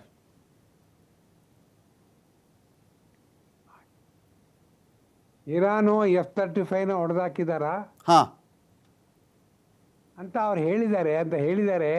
ಅದಕ್ಕೆ ಪ್ರೂಫ್ ಏನಾರ ಬಂದಿದೆ ಅಥವಾ ಅವ್ರು ಕ್ಲೇಮ್ ಮಾಡಿರೋದನ್ನ ಅನ್ಕೋಬೇಕಾ? ಇಲ್ಲ ಸರ್, ಯುದ್ಧದ ಸಂದರ್ಭದಲ್ಲಿ ಏನಾಗುತ್ತೆ ಅಂದರೆ ಯಾವ ದೇಶನೂ ಪೂರ್ತಿ ಸತ್ಯ ಹೇಳಲ್ಲ, ಪೂರ್ತಿ ಸುಳ್ಳು ಹೇಳಲ್ಲ ಅಂತ. ಯಾಕೆಂದ್ರೆ F-35 is there best fighter of America. ಅದನ್ನ ಇರಾನ್ ಕ್ಲೇಮ್ ಮಾಡಿದ್ರೆ ಅದು ಪ್ರೂಫ್ ಇದ್ರೆ ಅವರು ಈ ಯಾವುದೇ ವಿಮಾನ ಆಗಲಿ ನಮಗೆ ಕರೆಕ್ಟ್ ಆಗಿರೋಂತಹ ಕ್ಷಿಪಣಿಗಳು, ರಾಕೆಟ್ಗಳು, ಇನ್ನೊಂದು ಹೇಳ್ತಾರೆ ಎಲೆಕ್ಟ್ರಾನಿಕ್ ವಾರ್ಫೇರ್ ಅಂತಾರೆ. ಎಲೆಕ್ಟ್ರಾನಿಕ್ ವಾರ್ಫೇರ್ ಇದ್ದರೆ ಅಥವಾ ಕ್ಷಿಪಣಿಗಳಿದ್ದರೆ ಅಥವಾ ರಾಕೆಟ್ಗಳಿದ್ದರೆ, ಅಂದರೆ ಏರ್ ಟು ಏರ್ ಮಿಸೈಲ್ ಇರಬಹುದು, ಸರ್ಫೇಸ್ ಟು ಏರ್ ಮಿಸೈಲ್ ಇರ್ಬೋದು, ಅದನ್ನ ಅವರು ಇದ್ದ ಪಕ್ಷದಲ್ಲಿ ಅಕಸ್ಮಾತ್ ಈ ಪೈಲಟ್ ಎರರ್ ಅಂತ ಇರುತ್ತೆ, ಪೈಲಟ್ ಗೊತ್ತಾಗಿರಲ್ಲ, ಅಥವಾ ಎಲೆಕ್ಟ್ರಾನಿಕ್ ವಾರ್ಫೇರ್ ಇಂದ ಅದು ಜಾಮ್ ಆಗಿರುತ್ತೆ, ಕಮ್ಯುನಿಕೇಶನ್ ಜಾಮ್ ಆಗಿರುತ್ತೆ, ಅಥವಾ ರೆಡಾರ್ ಪಿಕ್ಚರ್ ಸರಿಯಾಗಿ ಬಂದಿರಲ್ಲ, ಆ ಥರ ಆಗಿದ್ರೆ ಅವಾಗ ಏನಾಗುತ್ತೆ, ಯಾವುದೋ ಒಂದು ಕ್ಷಿಪಣಿ ಹೋಗಿ ಆ F-35ಗೆ ಹತ್ರ ಹೋದ್ರೆ ಅದು ಬ್ಲಾಸ್ಟ್ ಆಗ್ಬಿಡುತ್ತೆ. ಆವಾಗ F-35 ಸದಾ ಅದು ನಿಂತ್ಕೊಳ್ಳೋಕ್ಕಾಗಲ್ಲ, ಇಟ್ ವಿಲ್ ಬಿ ಡಿಸ್ಟ್ರಾಯ್ಡ್, ಪೂರ್ತಿ ನಾಶನ ಆಗ್ಬಿಡುತ್ತೆ. ಆ ಥರ ಆಗಿರಬಹುದು. ಅಂದರೆ ಪ್ರೂಫ್ ಇದೆಯಲ್ವ ಅಂತ ನಮಗೆ ಗೊತ್ತಿಲ್ಲ. ಅಕಸ್ಮಾತ್ ಪ್ರೂಫ್ ಇದ್ರೆ ನಾವು ಒಪ್ಕೋಬೇಕಾಗುತ್ತೆ. ಬಟ್ ಯಾವುದೇ ವಿಮಾನವು 100% ರೋಬಸ್ಟ್ ಆಗಿರೋಕ್ಕೆ ಸಾಧ್ಯ ಇಲ್ಲ. ಅದು 80% 90% ಇರುತ್ತೆ. ಇವರು ತುಂಬ ಚಾಕಚಕ್ಯತೆಯಿಂದ ಉಪಯೋಗಿಸಿದರೆ ಅದು ಬಿದ್ದಿರಬಹುದು, ಚಾನ್ಸ್ ಇದೆ. ತಪ್ಪು ಇರೋ ಅಂತ ಹೇಳೋಕ್ಕಾಗಲ್ಲ. ಬಟ್ ಅದು ಪ್ರೂಫ್ ಬಂದರೆ ಅವಾಗ ನಮಗೆ ಖಾತ್ರಿ ಆಗುತ್ತೆ. ಫೈನ್. ವೆಂಕಟೇಶ್ ನಾಯಕ್ ಸರ್, ಇಲ್ಲಿ ಯುದ್ಧ ವಿಮಾನ ಬಳಕೆ ಆಗಿದೆ ಅಂತ ಅನಿಸುತ್ತಾ? ಯುದ್ಧ ವಿಮಾನಗಳು ನಿಂತಲ್ಲೇ ಪ್ರಿಸಿಷನ್ ಅಟ್ಯಾಕ್ ರೀತಿಯಲ್ಲಿ ಅಲ್ಲಿ ವಿಮಾನ ಹಸೇನಲ್ಲಿ ನಿಂತಿರುತ್ತಪ್ಪ, ಅವಾಗ ಅಟ್ಯಾಕ್ ಮಾಡಿರಬಹುದಾ ಇರಾನ್ ಅಂತ ಹೇಳಿ? ಇಲ್ಲ, ಇದು ಅಟ್ಯಾಕ್ ಆಗ್ಬೇಕಂತಂದ್ರೆ it is in flight mode. Okay, flight ಮೋಡ್ದಲ್ಲಿ ಇರಾನ್ದ ಟೆರಿಟರಿ ಅಥವಾ it is closer to Iran ಇರ್ತದೆ. ಓನ್ಲಿ ದೆನ್ ಏನಂತಂದ್ರೆ some missile has hit F-35. Okay. So ಇವು F-35 ಪವರ್ಫುಲ್ಲು, Su-57 ಪವರ್ಫುಲ್ಲು, ಇವೆಲ್ಲ ಇದ್ರದ್ದು ಟೆಸ್ಟ್ ಎಲ್ಲಿ ಆಗ್ತದಂದ್ರೆ ಯುದ್ಧದ ಮೈದಾನದಲ್ಲಿ ಆಗ್ತದೆ. ಕರೆಕ್ಟ್. ಬರೇ ಏರ್ ಶೋದಲ್ಲಿ, ಟ್ರಯಲ್ದಲ್ಲಿ, ಏರ್ ಎಕ್ಸರ್ಸೈಸಲ್ಲಿ ಆಗಲ್ಲ. ನಾಟ್ ಓನ್ಲಿ ದ್ಯಾಟ್, ಒಂದು ವುಮನ್ ಪೈಲಟ್ ಕೂಡ ಕ್ಯಾಪ್ಚರ್ ಮಾಡಿದ್ದಾರೆ ಇರಾನ್ದವರು. ಶಿ ಮಸ್ಟ್ ಹವ್ ಎಜೆಕ್ಟೆಡ್, ಏನಂತಂದ್ರೆ after it has been hit. Okay. So there is a news about ಒಂದು woman pilot, she is under custody of Iran. So it is unbeatable ಅಂತ ಯಾವುದೇ equipment ಆಗಲಿ, unbeatable ಅಂತ ಯಾವ್ದು ಹೇಳೋಕ್ಕಾಗೋದಿಲ್ಲ. ಏನಂದ್ರೆ it has got some military advantages, technological advantages, avionics advantages ಅವೆಲ್ಲ ಇರ್ತಾವ. ಅದ್ರ ಜೊತೆಗೆ ನಿಮ್ಮ ಪೈಲಟ್ನು ಅಷ್ಟೇ ಎಕ್ಸ್ಪರ್ಟ್ ಇರಬೇಕು. ಫ್ಲೈ ಮಾಡ್ತಕ್ಕಂಥ ಪೈಲಟ್ ಎರರ್ ಇರಬಾರ್ದು. ಓಕೆ. ಸೊ ಓನ್ಲಿ ದೆನ್ ಅದು ವೆಪನ್ಗೆ ಏನಪ್ಪ ಅಂತಂದ್ರೆ ಒಂದಿಷ್ಟು ಇದು ಬರ್ತದೆ. ಬಟ್ F-35 ಹೊಡೆದು ಹಾಕಿದ್ದಾರೆ ಅಂದರೆ ಇಟ್ ಇಸ್ ಮುಖಭಂಗ. ಡೆಫಿನೆಟ್ಲಿ ಏನಂತಂದ್ರೆ ಅಮೇರಿಕಾ ಈ ಕನ್ಸಿಡರ್ಸ್ ಇಟ್ ಸೆಲ್ಫ್ ಅದ ಸೂಪರ್ ಪವರ್ ಅಂತ ಒಂದು aircraft. And moreover they are trying to give it to us. ನಾವು ಏನಪ್ಪ ಅಂದ್ರೆ F-35 ನಮ್ಮ ಮುಂದೆ ತೊಗೊಳ್ರಿ ಅಂತಕೊಂಡು ಇತ್ತೀಚೆಗೆ ಡೀಲ್ ನಡೀತಾ ಇದೆ. Okay. So we have to see F-35 status ಹೆಂಗಿದೆ. ಅಲ್ಲಿದ್ದ ಎಲಾನ್ ಮಸ್ಕ್ ಹೇಳ್ತಾನೆ ಇಟ್ ಇಸ್ ಅ ಜಂಕ್ ಅಂತಾನೆ ಒಂದ್ಸಲ ಸ್ಟೇಟ್ಮೆಂಟ್ ಕೊಟ್ಟಿದೆ, F-35 ಇಸ್ ಅ ಜಂಕ್ ಅಂತಕೊಂಡು. So we have to see. Okay. Premashekhara sir, ಈ ರಷ್ಯಾ ಯುಕ್ರೇನ್ ಯುದ್ಧವಾದಾಗ ಒಂದು ದೊಡ್ಡ ವರದಿ ಬಂದಿತ್ತು ಸರ್. ಆ ವರದಿ ರಷ್ಯಾ ಯಾವೆಲ್ಲ ಈ ಕ್ಷಿಪಣಿಗಳನ್ನು ತನ್ನ ಶಸ್ತ್ರಾಗಾರದಲ್ಲಿದ್ದಂಥ ಶಸ್ತ್ರಾಸ್ತ್ರಗಳನ್ನು ಬಳಸ್ತೋ ಅದರಲ್ಲಿ ಹೆಚ್ಚು ಕಡಿಮೆ ಅರ್ಧಕ್ಕರ್ಧ ಕೆಲವು ಸಿಡಿಯಲೇ ಇಲ್ಲ. ಇದು ಚೆನ್ನಾಗಿ ನೆನಪಿರಬೇಕು ಸರ್ ನಿಮಗೂ ಕೂಡ. ಕೆಲವು ಟ್ಯಾಂಕರ್ಗಳು ಮಧ್ಯಮಧ್ಯಕ್ಕೆ ಕೈ ಕೊಟ್ಟಿತ್ತು, ಕೆಲವಕ್ಕೆ ಡೀಸೆಲ್ ಇರಲಿಲ್ಲ, ಫ್ಯೂಯಲ್ ಇರಲಿಲ್ಲ, ಇವೆಲ್ಲ ಬಂತು. ಆಗ ಭಾರತ ಯೋಚನೆ ಮಾಡಬೇಕು, ಕಾರಣ ಭಾರತ ರಷ್ಯಾದಿಂದ ಶಸ್ತ್ರಾಸ್ತ್ರ ಜಾಸ್ತಿ ತರಿಸ್ಕೊಳ್ಳೋದು ಅಂತ ಹೇಳಿ. ಈಗ ಬಿಡಿ, ಗಣನೀಯವಾಗಿ ರಷ್ಯಾ ಮೇಲಿನ ಶಸ್ತ್ರಾಸ್ತ್ರ ಅವಲಂಬನೆ ಕಡಿಮೆ ಆಗಿದೆ. ಅಮೆರಿಕ, ನಾವು ಫ್ರೆಂಚು, ಈ ಕಡೆಲ್ಲ ನಾವು ಗಮನ ಕೊಡ್ತಾ ಇದ್ದೀವಿ. ಈಗ ಅಮೆರಿಕಾದ ಯುದ್ಧ ವಿಮಾನಗಳು ಅದು ಪೈಲಟ್ ಕಾರಣಕ್ಕಾಗಿದೆಯೋ ಅಥವಾ ಅದರ ಸಾಮರ್ಥ್ಯವೇ ಅಷ್ಟಿತ್ತೋ ಅಥವಾ ಅದನ್ನು ಮೀರಿದಂಥ ಶಕ್ತಿ ಇರಾನ್ ಬಳಿ ಇತ್ತೋ ನಮಗೆ ಗೊತ್ತಿಲ್ಲ, ವಿ ಡೋಂಟ್ ನೋ. ಸೊ ಹೀಗಿದ್ದಾಗಲೂ ಕೂಡ ರೀಥಿಂಕ್ ಮಾಡಬೇಕಾಗಿರ್ತಕ್ಕಂಥ ಅವಶ್ಯಕತೆ ಇವಾಗ ಇದೆಯಾ ಶಸ್ತ್ರಾಸ್ತ್ರದ ವ್ಯಾಪಾರದ ವಿಚಾರದಲ್ಲಿ ಅಂತ? ಇನ್ಫ್ಯಾಕ್ಟ್ ವೆಂಕಟೇಶ್ ನಾಯಕ್ ಅವರು ಬಹಳ ಒಂದು ಒಳ್ಳೆಯ ಮಾತನ್ನ ಹೇಳಿದ್ರು. ಯಾವುದೇ ಶಸ್ತ್ರಾಸ್ತ್ರದ ಪರೀಕ್ಷೆ ಆಗೋದು ಏರ್ ಶೋಗಳಲ್ಲಿ ಅಲ್ಲ, ಯುದ್ಧರಂಗದಲ್ಲಿ ಅಂತ. ತುಂಬಾ ಒಳ್ಳೆ ಮಾತು. ಇನ್ಫ್ಯಾಕ್ಟ್ ಈ F-35 ಆಗಲಿ ಅಥವಾ ಅಮೆರಿಕದ ಫೇಮ್ಡ್ ದಟ್ ಪ್ರಿಡೆಟರ್ ಡ್ರೋನ್ಸ್ MQ-9 ಅದ್ರ ಬಗ್ಗೆ ಇನ್ಫ್ಯಾಕ್ಟ್ ಇದ್ರ ಬಗ್ಗೆ ಕೇಳ್ತಾ ಇದ್ದ ಮಾತುಗಳೆಲ್ಲ ಅವೆಲ್ಲ ಅಂದ್ರೆ ಇನ್ವಿನ್ಸಿಬಲ್ ಅಂತ. ಆದ್ರೆ 2 ವಾರಗಳ ಹಿಂದೆಯೇ ಒಂದು F-35 ಸ್ಟೆಲ್ತ್ ಬಾಂಬರ್ ಅನ್ನ, ಇನ್ಫ್ಯಾಕ್ಟ್ ಅದು ಕಾಣಿಸ್ಕೊಳ್ಳೋದಿಲ್ಲ, ಅದು ಅಷ್ಟು ದೊಡ್ಡ ಬಾಂಬರ್, ಒಂದು ಜಸ್ಟ್ ಟೆನ್ನಿಸ್ ಬಾಲ್ ಸೈಜ್ ಅಲ್ಲಿ ಅಷ್ಟೇ ಅದು ಕಾಣಿಸ್ಕೊಳ್ಳೋದು. ಹಾಗೆ ಸ್ಟೆಲ್ತ್ ಬಾಂಬರ್ ಅನ್ನ ಮತ್ತೆ ಪ್ರಿಡೆಟರ್ 2 ಡ್ರೋನ್ ಗಳನ್ನು ಸಹ ಹೂತಿಗಳು ಹೊಡೆದಾಕಿದ್ರು. ಅಂದ್ರೆ ಹೂತಿಗಳನ್ನು ಒಂದು ಆಕ್ಚುಲಿ ಒಂದು ಆರ್ಗನೈಸ್ಡ್ ಆರ್ಮಿ ಅಲ್ಲ, ಅದೊಂದು ರೀತಿ ಆಕ್ಚುಲಿ ಒಂದು ಅಂತದೊಂದು ಒಳ್ಳೆ ಆಕ್ಚುಲಿ ಸ್ಟ್ಯಾಂಡಿಂಗ್ ಆರ್ಮಿ ಅಂತ ನಾವು ತಗೊಳಕಾಗಲ್ಲ. ಅವರೇ F-35 ಅನ್ನ ಮತ್ತೆ ಪ್ರಿಡೆಟರ್ ಡ್ರೋನ್ ಗಳನ್ನ ಹೊಡೆದಾಕಿರೋ ಉದಾಹರಣೆ 2 ವಾರಗಳ ಹಿಂದೆ ನಮಗೆ ಸಿಕ್ಕಿದಾಗ ಹೂತಿಗಳಿಗಿಂತಲೂ ಹೆಚ್ಚು ಪವರ್ಫುಲ್ ಮತ್ತೆ ಆರ್ಗನೈಸ್ಡ್ ಆದಂತ ಇರಾನಿಯನ್ ಮಿಲಿಟರಿ ಸಿಸ್ಟಮ್ F-35 ಅನ್ನ ಹೊಡೆದಾಕಿದ್ರೆ ಅದ್ರಲ್ಲಿ ನಾವು ಆಶ್ಚರ್ಯ ಪಡಬೇಕಾಗೇ ಇಲ್ಲ. ಅಂದ್ರೆ ಅದು ಮಚ್ ಹೈಪ್. ಅಮೆರಿಕ ಅದ್ರ ಹಿಂದೆ ಹಾಕಿದ್ದು ಅದ್ರ ನಿಜವಾದ ಸಾಮರ್ಥ್ಯ ಅಲ್ಲ, ಇರೋದಕ್ಕಿಂತ ಹೆಚ್ಚು ಸಾಮರ್ಥ್ಯವನ್ನು ಅಮೆರಿಕ ಹೇಳ್ಕೋತಾ ಇತ್ತು, ಬಹುಶಃ ಸೇಲ್ ಮಾಡೋದಕ್ಕೋಸ್ಕರ ಅಂತ ನಾವು ಅನ್ಕೋಬಹುದು. ಆದ್ರೆ ಇರಾನ್ ಆಕ್ಚುಲಿ ಅದನ್ನು ಉರುಳಿಸಿದ್ದೀನಿ ಅನ್ನೋದಕ್ಕೆ ಏನು ಆಧಾರ ಕೊಟ್ಟಿದೆ? ನಂಬಲಾರ್ಹವಾದ ಆಧಾರಗಳು ಸಿಕ್ಕಿಲ್ಲ. ಅದು ಉರುಳಿಸಿಲ್ಲ ಅಂತ ನಾನು ಹೇಳೋದಿಲ್ಲ, ಆದ್ರೆ ನಮ್ಗೆ ಆಧಾರ ಬೇಕು. ಪಾಕಿಸ್ತಾನ ಸಹ ಹೇಳ್ತಾ ಇತ್ತು ರಫೈಲ್ ಅನ್ನು ಉರುಳಿಸಿದ್ದೀವಿ ಅಂತ. ಏನ್ ಆಧಾರ ಕೊಡ್ತು? ಏನೂ ಕೊಡ್ಲಿಲ್ಲ. ಇನ್ಫ್ಯಾಕ್ಟ್ ಚೈನೀಸ್ ಟಿವಿನಲ್ಲಿ ಕಂಡಂತ ಒಂದು ವಿಡಿಯೋ, ಆ ವಿಡಿಯೋ ಸಹ ಆಕ್ಚುಲಿ ಏನೋ ಡಾಕ್ಟರ್ಡ್ ವಿಡಿಯೋ ಅನ್ನೋದು ಗೊತ್ತಾಗ್ತಾ ಇದೆ. ಅದು ಬಿಟ್ರೆ ಅಂತ ಒಂದು ಒಂದು ಆಧಾರ ನಮಗೆ ಸಿಗ್ತಾ ಇಲ್ಲ. F-16 ಇರಾನಿಯನ್ ಉರುಳಿಸಿದ್ದಾರೆ ಅಂದ್ಕೊಂಡು. ಆದ್ರೆ ಆಕ್ಚುಲಿ ನನಗೆ ಹೀಗಾಗಿ ನಾವು ಈಗಾಗಲೇ ಇಂಡಿಯನ್ ಗವರ್ಮೆಂಟ್ ಡಿಸೈಡ್ ಮಾಡಿದೆ F-35 ಬೇಡ, ನಾವು Su-57 ಹೋಗ್ತೀವಿ ಅಂತ. ಹೀಗಾಗಿ F-35 ಈಗಾಗಲೇ ನಮ್ಮ ಇದರ ಲಿಸ್ಟ್ ಇಂದ ಹೊರಟೋಗ್ಬಿಟ್ಟಿದೆ. So we need not worry much about that. And actually Russian weapons ಈಗ S-400 ಆಗ್ಲಿ, ಅವ್ರ ಜೊತೆ ನಾವು ತಯಾರು ಮಾಡಿರುವಂತ ಬ್ರಾಹ್ಮಸ್ ಆಗ್ಲಿ, ಅವ್ರ ಕೇಪಬಿಲಿಟಿ ನಾವು ನೋಡಿದ್ವಿ ಮೊನ್ನೆ ಸಿಂಧೂರ್ನಲ್ಲಿ. ಜೊತೆಗೆ S-57 ಉತ್ತಮ ಅಂತ ನಮ್ಮ ಇಂಡಿಯನ್ ಗವರ್ಮೆಂಟ್ ಡಿಸೈಡ್ ಮಾಡಿದೆ. Fine. Thank you Premashekhara sir, thank you Venkatesh Nayak ಅವರೇ. ಸಾಕಷ್ಟು ವಿಷಯಗಳ ಬಗ್ಗೆ ಮಾಹಿತಿ ತಿಳಿಸ್ಕೊಟ್ಟಿದ್ದೀರಿ. ಯುದ್ಧ ಯಾರೇ ಗೆಲ್ಲಿ ಯಾರೇ ಸೋಲ್ಲಿ, ಗೆದ್ದವನು ಸೋತವನು ಸತ್ತ ಅಂತ ಒಂದಿದೆ. ಯುದ್ಧದಲ್ಲಿ ಪೂರ್ತಿ ನಿಜ ಯಾವತ್ತೂ ಆಚೆ ಬರಲ್ಲ ಅಂತೇಳಿ ಅವರವರ ಮೂಗಿನ ನೇರಕ್ಕೆ, ಅವರ ದೇಶದ ನೇರಕ್ಕೆ ಅವರು ಮಾತನಾಡ್ಕೊಳ್ತಾರೆ. ಇದರ ಮಧ್ಯೆ ಕೂಡ ಶಾಂತಿ ನೆಲೆಸಲಿ ಅಂತ ಹೇಳ್ತಾ ಡಿಬೇಟ್ ಮುಗಿಸ್ತಾ ಇದ್ದೀನಿ.